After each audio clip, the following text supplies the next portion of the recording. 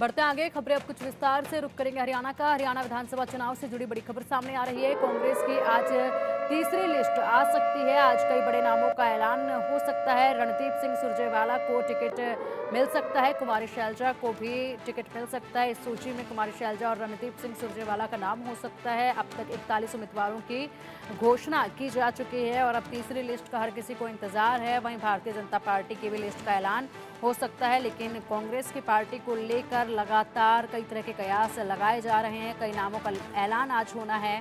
कुमारी शैलजा को जगह मिल पाएगी या नहीं, किस सीट पर उन्हें जगह दी जाएगी। और बता दें कि पार्टी ने अब तक 28 विधायकों समेत 41 कैंडिडेट्स के नामों का ऐलान कर दिया है। वहीं तीसरी लिस्ट का आना भी बाकी है, चौथी लिस्ट का आना भी बाकी है। हरियाणा विधानसभा चुनाव के लिए कांग्रेस ने देर रात 8 सितंबर को अपने कैंडिडेट की दूसरी लिस्ट जारी कर दी। इस लिस्ट में 9 उम्मीदवारों के नाम का ऐलान किया गया था और अब एक और लिस्ट का आना बाकी है, जिसमें उम्मीद ये जताई जा रही है कि रणदीप सिंह सुरजेवाला को टिकट मिल सकता है, कुमारी शैलजा को टिकट मिल सकता है। उनका नाम जो है वो इसमें शामिल हो सकता है। हालांकि देखना होगा, कांग्रेस की लिस्ट जो इससे पहले आई उसके बाद से कुछ बगावती तेवर भी देखे गए। हरियाणा विधानसभा चुनाव के लिए कांग्रेस ने 8 सितंबर को देर रात जो कैंडिडेट की लिस्ट जारी की थी, उस लिस्ट में 9 उम्मीदवारों के नामों का ऐलान किया गया था। पार्टी ने तोशाम सीट से पूर्व सीएम बंसीलाल के पोते अनिरुद्ध चौधरी और उचाना कला सीट से पूर्व केंद्रीय मंत्री वीरेंद्र सिंह के बेटे और बीजेपी के पूर्व सांसद विजेंद्र सिंह को टिकट दिया है। वहीं कांग्रेस की दूसरी लिस्ट में बादशाहपुर सीट से टिकट पाकर वर्धन यादव ने सबको चौंका दिया। वर्धन राहुल गांधी की पसंद है और उन्हें यूथ कांग्रेस के कोटे से टिकट मिला है। वहीं कुछ दिन पहले wrestler Vinesh Phogat Paris Olympic से लौटने के बाद नई दिल्ली एयरपोर्ट से बिलाली गांव तक रोड शो करती नजर आई थी, जिस दौरान उनको भी अब टिकट दे दिया गया है। और इसी दौरान जो है वर्धन यादव भी मौजूद थे उनके साथ। इससे पहले कांग्रेस ने 6 सितंबर की रात को अपने उम्मीदवारों की पहली लिस्ट जारी की थी। 2 हिस्सों में आई उस लिस्ट में 28 सिटिंग विधायकों समेत कुल 32 टिकटों का ऐलान किया गया था। कांग्रेस अभी तक 90 में से 41 विधानसभा सीटों पर अपने उम्मीदवारों की घोषणा कर चुकी है। इनमें बड़े चेहरों के तौर पर रेसलर विनेश फोगाट के अलावा ईडी केस में फंसे पूर्व सीएम भूपेंद्र हुड्डा का नाम भी शामिल है। सुरेंद्र पवार, धर्म सिंह छोकर, रावदान सिंह और नो हिंसा के आरोपी एमएलए मामन खान का नाम भी शामिल है। अभी 49 सीटों पर कांग्रेस के उम्मीदवारों की घोषणा होनी बाकी है। ये लिस्ट जब आएगी तो इसमें भी कई बड़े नामों के होने की संभावना जताई जा रही है। हरियाणा विधानसभा की 90 सीटों पर 5 अक्टूबर को वोटिंग होनी है, 8 अक्टूबर को काउंटिंग होगी। बता दें कि पहले यहाँ पर 1 अक्टूबर को वोटिंग होनी थी, लेकिन उसके बाद जिस तरीके से 2 अक्टूबर को और उससे पहले शनिवार और एतवार की जो छुट्टी हो रही थी, उसके चलते जो है मतदान प्रतिशत पर प्रभाव पड़ने की आशंका जताई गई थी, जिसके बाद इस डेट को बदला गया और अब 5 अक्टूबर को वोटिंग होगी। हरियाणा विधानसभा की 90 सीटों पर लगातार नामों का ऐलान किया जा रहा है। सभी पार्टियां अपने पत्ते खोल रही हैं और कांग्रेस की एक और सूची जल्द आ सकती है। कई बड़े नामों का ऐलान होगा। 41 उम्मीदवारों की पहले ही घोषणा हो चुकी है। हरियाणा विधानसभा चुनाव से जुड़ी बड़ी खबर आपको बता रहे हैं। बता दें कि अब तक जो लिस्ट आई है उसकी कुछ खास बातें रही हैं। जींद की उचाना कला सीट से विजेंद्र सिंह को टिकट दिया गया है। विजेंद्र हिसार लोकसभा सीट से बीजेपी के पूर्व सांसद हैं और इसी साल हुए लोकसभा चुनाव में वह भाजपा छोड़ कांग्रेस में आए थे, लेकिन उन्हें तब टिकट नहीं मिला था। विजेंद्र पूर्व मंत्री वीरेंद्र सिंह के बेटे हैं।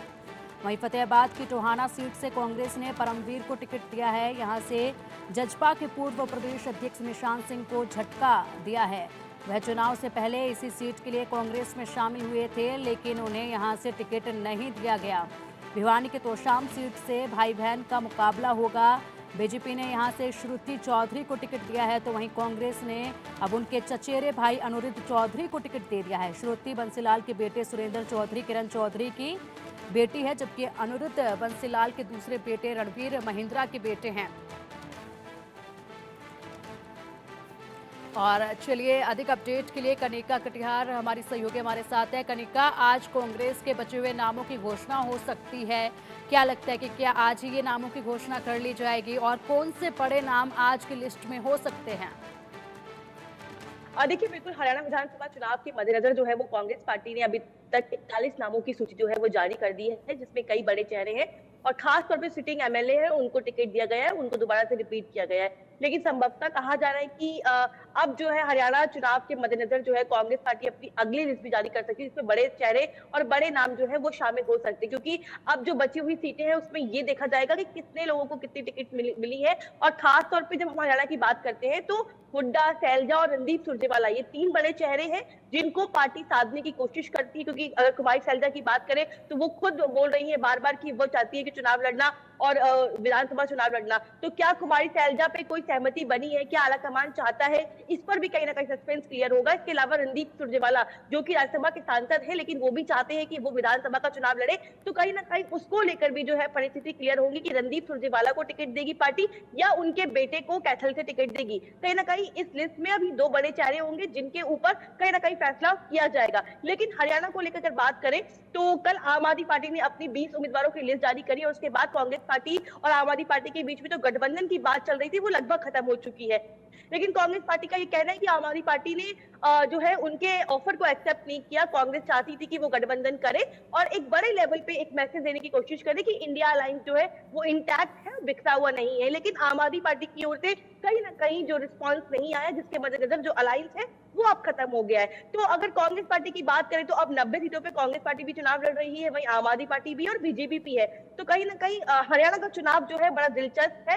लेकिन वो बड़े चेहरे जिनकी बात आप पूछ रही हैं मुझसे, तो उसमें रणदीप सुरजेवाला, कुमारी सैलजा और तमाम ऐसे नेता है जिनको कहाँ से टिकट मिलेगा और कितना मजबूत कैंडिडेट होगा वो बहुत डिपेंड करता है। लेकिन इस लिस्ट में अब जो लिस्ट आएगी उसमें एक बड़ा फैक्टर ये भी होगा कि जिस तरह से कुमारी सैलजा अपने जो लोग हैं जिनके लिए टिकट की दावेदारी कर रही थी या टिकट मांग रही थी, क्या कुमारी सैलजा के लोगों को साधा जाएगा इस लिस्ट में? इसके अलावा हुड्डा कैंप के कितने लोग होंगे, रणदीप सुरजेवाला के कितने लोग होंगे, ये भी महत्वपूर्ण होगा। क्योंकि हरियाणा की सियासत में अगर बात करें तो ये एक बड़ा फैक्टर हमेशा देखने को मिला है। कांग्रेस के भीतर ही अलग अलग बटे हुए गुट है, चाहे वो रणदीप का गुट हो, कुमारी सैलजा का गुट हो या भूपेंद्र सिंह हुड्डा का गुट हो।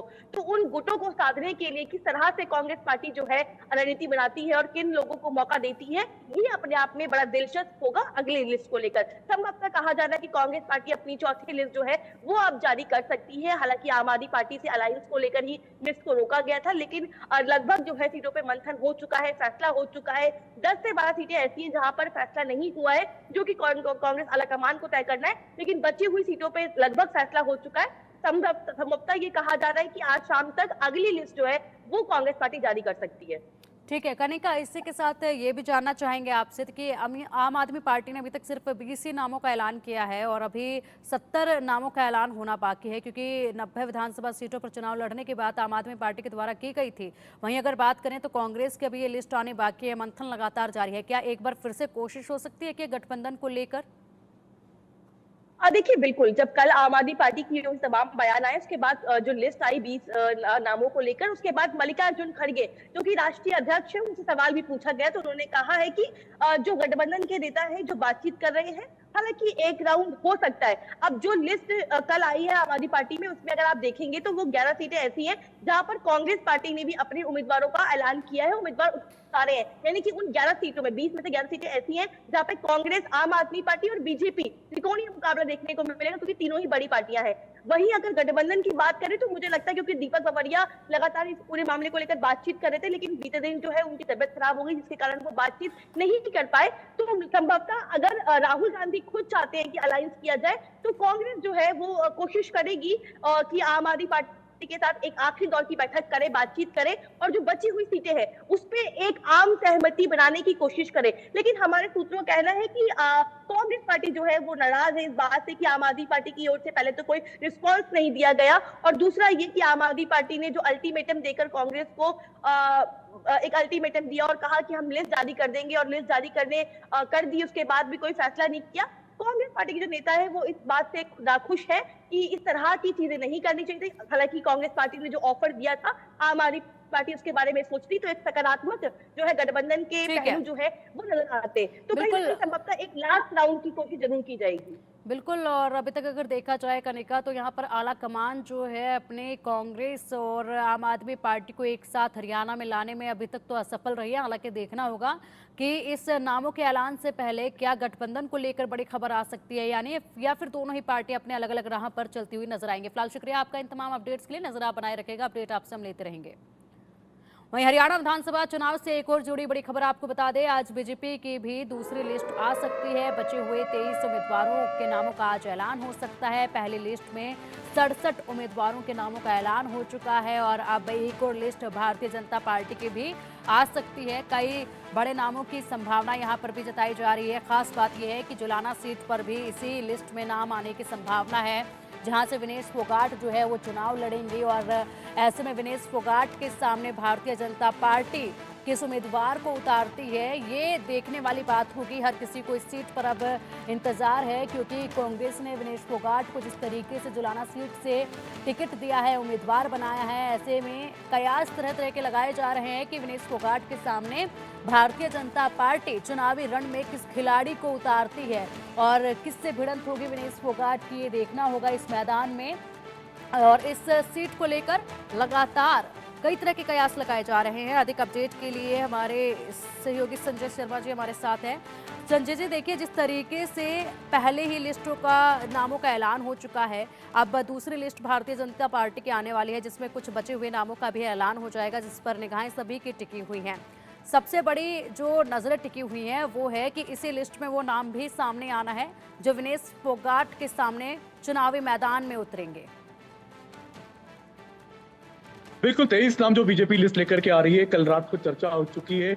किन किन नामों को किस किस के सामने उतारना है, बीजेपी की रणनीति बन चुकी थी। कल रात को पूरे नाम तय कर लिए गए, सभी 23 नामों को तय कर लिया गया था। आज किसी भी समय, आज दिन में किसी भी समय यह सूची आ सकती है, बीजेपी की दूसरी सूची आ जाएगी और लगभग सभी नाम यानी कि 67 नाम पहले बीजेपी ने अनाउंस कर दिए, आज भी लगभग 20 से 23 नाम अनाउंस कर दिए जाएंगे, यानी सभी 90 नामों की सूची आज बीजेपी जारी कर चुकी होगी। और इसमें सबसे बड़े, जैसे आपने नाम बताया कि विनेश फोगाट के सामने बीजेपी किसको उतारने जा रही है, इसका भी खुलासा इस सूची में हो जाएगा। लेकिन मैं आपको बता दूं कि बीजेपी ने काफी सोच समझ करके इन 23 सीटों का चयन किया था, जिनको रोका गया था, जिनको होल्ड पर रखा गया था। और बीजेपी देखना चाहती थी कि आखिर कांग्रेस किन नेताओं को इन सीटों पर से उतार रही है। अब कांग्रेस की जब सूची सामने आ चुकी है, तब बीजेपी के लिए आसान हो गया है कि तब वो इन 23 नामों पर अपने उम्मीदवार तय कर सकते। बिल्कुल संजय जी, जिस तरीके से देखा है कि भारतीय जनता पार्टी ने थोड़ा इंतजार किया है। हालांकि लोकसभा चुनाव के वक्त देखा गया था कि भारतीय जनता पार्टी ने काफी जल्दी में हरियाणा में अपने कैंडिडेट्स के नामों की घोषणा कर दी थी, लेकिन यहां पर भारतीय जनता पार्टी थोड़ा सा सब्र करती नजर आई है, क्योंकि पहले आगे वाली पार्टियों के पत्ते खुलते नजर आए, उसके बाद भारतीय जनता पार्टी ने मंथन किया, उसके बाद नामों का ऐलान किया। 23 नाम, जिनमें बड़े नाम भी शामिल होंगे। कौन से वो बड़े नाम शामिल हो सकते हैं? क्या भारतीय जनता पार्टी अपने सभी कैंडिडेट्स को, अपने सभी पार्टी के लोगों को साधने में सक्षम आज नजर आएगी क्या? क्योंकि पिछली बार जो लिस्ट सामने आई थी उस वक्त तो भारतीय जनता पार्टी में काफी अनबन भी देखी गई थी। देखिए, बीजेपी की पहली सूची जैसी सामने, उसके बाद में नेताओं की बगावत शुरू हो गई। कई नेताओं ने पार्टी छोड़ करके कांग्रेस पार्टी का दामन थाम लिया। तो बीजेपी को पता है कि क्या उसके साथ होने वाला है, 23 सीटों पर भी आगे क्या हो सकता है दूसरी सूची आने के बाद। तो इन सब की बीजेपी ने पूरी पुख्ता तैयारियां की हैं। बीजेपी को पता है कि जब भी नाम घोषित होंगे तो कुछ लोगों की नाराजगी सामने आ सकती है और वो फिर से या तो बागी बन करके निर्दलीय के रूप में चुनाव लड़ सकते हैं या फिर अपोजिट पार्टी का दामन भी थाम सकते हैं। तो बीजेपी को इन सब चीजों की पहले से जानकारी थी, उसने इन बातों का ध्यान रखा है। हालांकि जहां तक सावित्री जिंदल की बात है, तो नवीन जिंदल से ये बात कह दी गई थी कि बीजेपी एक परिवार में सिर्फ एक ही को टिकट देगी, एक ही को अपना नेता बनाएगी। तो नवीन जिंदल को जब लोकसभा का टिकट दिया गया था, तब भी उनको ये बात पता थी कि उनकी मां को यानी सावित्री जिंदल को टिकट नहीं मिल पाएगा। सावित्री जिंदल को जब टिकट नहीं मिला तो वो निर्दलीय के तौर पर चुनाव लड़ने का उन्होंने मन बनाया। तो इस तरह से बीजेपी के नेताओं को भी पता है कि आगे क्या होने वाला है और इस बात की बीजेपी ने पहले से तैयारी भी की हुई है। ठीक है, इसी के साथ संजय जी ये भी जानना चाहेंगे कि कौन से ऐसे बड़े नाम हैं जो आज की लिस्ट में सामने आ सकते हैं? कोई चौंकाने वाले ऐसे नाम जिस पर मंथन हुआ हो, जिसका अनुमान अभी जताया जा रहा हो? देखिए, चौंकाने वाले नाम तो नहीं, लेकिन बीजेपी के सूची में हमने पहले भी देखा था एक खिलाड़ी को भी टिकट दिया गया, बीजेपी के कई तमाम नेताओं को मैदान में उतारा गया, जेजेपी से आए हुए 3 उम्मीदवारों को मैदान में उतारा गया था। तो आज की लिस्ट भी, ये जो 23 नामों की सूची आएगी, इसमें भी आपको हो सकता है चुकाने वाले नाम सामने आए। ऐसे भी नाम देखने को मिल सकते हैं जो कि बीजेपी में नहीं थे अब तक और वो बीजेपी में शामिल हुए। तो ऐसे भी लोगों को बीजेपी टिकट दे सकती है। कुछ ही देर का इंतजार करना होगा, उसके बाद में सूची हमारे सामने होगी और इन नामों का खुलासा भी हो जाएगा। ठीक है, बात की जाए अगर संजय जी के नामों का इंतजार तो अभी किया ही जा रहा है कि कुछ ही देर में ये सूची भी अब सामने आएगी, उसके बाद जो है देखा जाएगा कि कौन कौन रन में उतर रहा है। लेकिन पिछली बार कुछ उम्मीदवार पिछली सूची में ऐसे भी थे जिनको पूरा विश्वास था, जिनका कहना था कि हमने पार्टी के लिए काम किया है और हमें पूरा विश्वास है, लेकिन उनके सामने अचानक से 2 दिन पहले शामिल हुए भारतीय जनता पार्टी में उन लोगों को भी टिकट दिया गया। कई सारे नाम ऐसे थे जिनका अनुमान लगा पाना भी मुश्किल था, उन लोगों को भी टिकट दिया गया। क्या इस बार की सूची में भी ऐसा हो सकता है? क्योंकि भारतीय जनता पार्टी को अक्सर देखा गया है कि वो नए चेहरों पर दाव लगाना ज्यादा प्रेफर करती है पुराने चेहरों के कंपैरिजन में। देखिए 10 साल के एंटी इनकम्बेंसी बीजेपी के खाते में लिखी हुई है, तो एंटी इनकम्बेंसी को रोकने के लिए बीजेपी ने सबसे पहले अपने सिटिंग मुख्यमंत्री का चेहरा बदला, मनोहर लाल खट्टर को पद से हटाया और उसकी जगह सैनी को मुख्यमंत्री बनाया।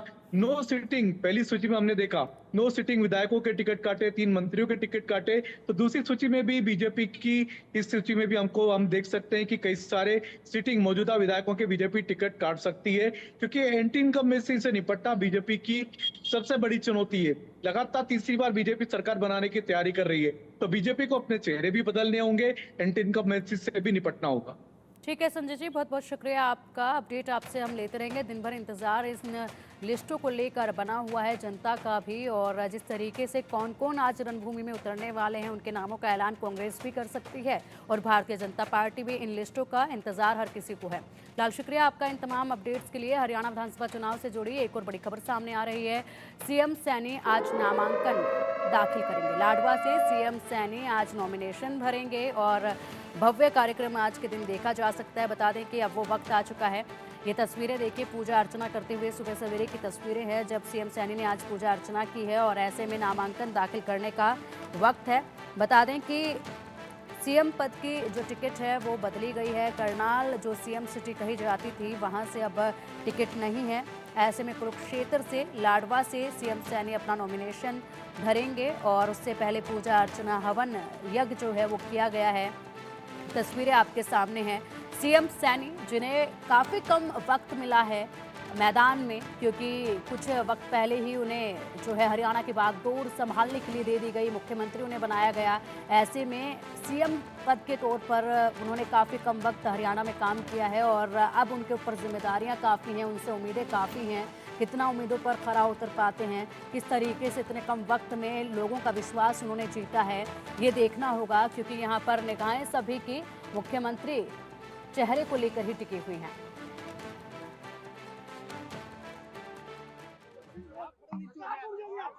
बहुत बहुत बधाई और शुभकामनाएं देता हूँ। लाडवा की जनता को प्रणाम करता हूँ। आज विधिवत रूप से आज कार्यालय का उद्घाटन हुआ है।